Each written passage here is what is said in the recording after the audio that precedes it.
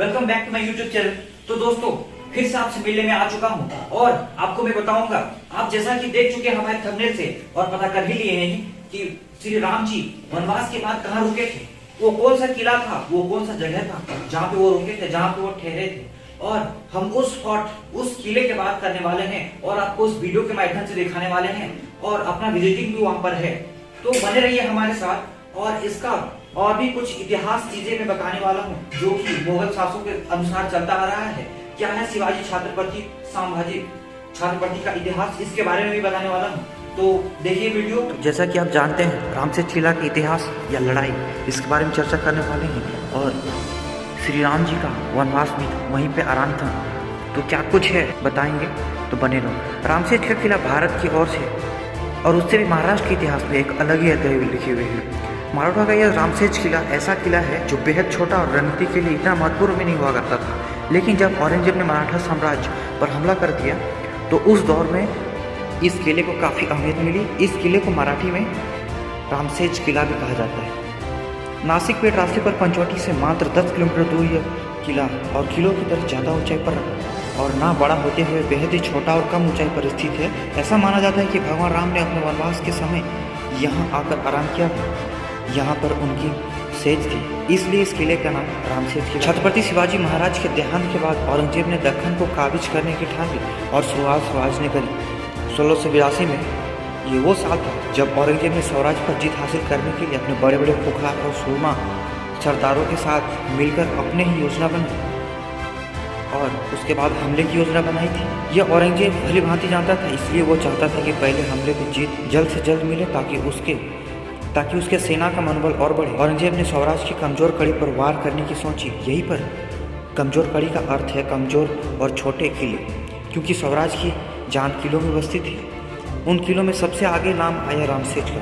बेहद छोटा कम ऊंचाई पर बसने वाला इस किले पर सैनिकों का संख्या 600 और किलेदार भी बुढ़ापा, इसलिए जल्द से जल्द जीत हासिल करने के लिए रामसेज का किला सबसे अच्छा। औरंगजेब ने अपने सबसे खूंखार सरदारों में से एक शहाबुद्दीन खान को रामसेज पर चढ़ाई करने के लिए भेज दिया। साथ में 10,000 सैन्य, हाथी, घोड़े और तोहफे भी भेज दिए। शहाबुद्दीन खान और औरंगजेब को लगा कि 1-2 दिन में ही किला काबिज हो जाएगा और ऐसा लगाना जायज़ भी था, क्योंकि 10,000 के सैन्य और बड़ी बड़ी तोपों के 800 मामले कहाँ तक टिक पाएंगे। पर मुगलों का यह वहम जल्दी टूटने वाला था। साल 1982 में शहाबुद्दीन खान ने रामसेज पर हमला कर दिया। हमला करते ही उसका किला जंग काबिज करने का वहम भी टूट। उसके 1-2 दिन और 2 सालों में बदल गए, उसे जीत हासिल नहीं हो पाई।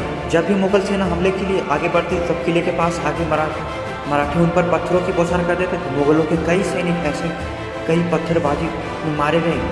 मराठा मामले मुगल सेना को कभी भी किले के पास तक आने के नहीं दिया। कुछ महीनों बाद शहाबुद्दीन ने जाना कि ऐसा तो कुछ होने वाला नहीं है, उसने किले पर ही तोप डाली। आइए जानते हैं 14 वर्ष वनवास में राम कहाँ रहे। श्री राम को 14 वर्ष का वनवास हुआ था। इस वनवास काल में श्री राम ने कई ऋषि मुनियों की शिक्षा ली और विद्या ग्रहण की, तपस्या भी की और भारत के आदिवासी, वनवासी और तमाम तरह के भारतीय समाज को संगठित कर उन्हें धर्म के मार्ग पर चला। संपूर्ण भारत को उन्होंने एक ही विचारधारा के सूत्र पर बांधा। लेकिन इस दौरान उसके साथ कुछ ऐसा भी घटा जिसने उसके जीवन को कभी बदल कर रख दिया। रामायण में उल्लेखित और अनेक घटनाओं के अनुसार जब भगवान राम को वनवास हुआ तब उन्होंने अपनी यात्रा अयोध्या से प्रारंभ करते हुए रामेश्वर और उसके बाद श्रीलंका में समाप्त की। इस दौरान उनके साथ जहाँ भी जो घटा उसमें से 20 से अधिक घटना स्थलों की पहचान की गई है। जाने माने इतिहासकार और अनुसंधानकर्ता डॉक्टर राम अवतार ने श्री राम और सीता के जीवन की घटनाओं से जुड़े ऐसे 200 से भी ज्यादा स्थलों का पता लगाया है जहां आज भी दैत्यबंदी स्मारक स्थल विद्यमान है, जहां श्री राम और सीता रुके या रहे थे। वहां के स्मारकों, भित्ति चित्रों, गुफाओं और स्थानों के समय काल की चित्र पड़ताल वैज्ञानिक तरीकों से की है। आओ जानते हैं कुछ प्रमुख स्थलों के बारे में। जैसा कि पहला पड़ाव है केवट प्रसरंग। तो दोस्तों राम को जो वनवास हुआ था, वाल्मीकि रामायण और शोधकर्ताओं के अनुसार वे सबसे पहले तमसा नदी पहुंचे जो अयोध्या से 20 किलोमीटर दूर है। इसके बाद उन्होंने गोमती नदी पार की और प्रयागराज से 20 किलोमीटर दूर वे सिंगवेलपुर पहुंचे। यहीं पर गंगा के तट पर उन्होंने केवट में गंगा पार करने को कहा था। सिंगरौर इलाहाबाद से 22 मील मतलब लगभग 35 किलोमीटर उत्तर पश्चिम की ओर स्थित सिंगरौर नामक स्थान की प्राचीन समय से ही सिंगवेलपुर नाम से परिचित था। रामायण में इस नगर को उल्लेख आता है। यह नगर गंगा नदी के तट पर स्थित है। महाभारत में इसे तीर्थस्थल भी कहा जाता है। कुरई की बात करते ही इलाहाबाद जिले में ही कुरई नामक एक स्थान जो सिगरौर के निकट गंगा नदी के तट पर स्थित है। गंगा के उस पार सिगरौर, इस पार कुरई। ऐसा सिगरौर में गंगा पार करने के पश्चात श्री राम इसी स्थान पर उतरे थे। दूसरा पड़ाव है त्रिकुट के घाट पर। कुरई से आगे चलकर श्री राम अपने भाई लक्ष्मण और पत्नी सहित प्रयाग पहुंचे। प्रयाग को वर्तमान इलाहाबाद कहा जाता है। यहाँ गंगा जमुना का संगम स्थल है। हिंदुओं का यह सबसे बड़ा तीर्थ स्थल है। प्रभु श्री राम ने संगम में समीप यमुना नदी को पार किया और फिर पहुंच गए चित्रकूट। यहाँ स्थित स्मारकों में शामिल है वाल्मीकि आश्रम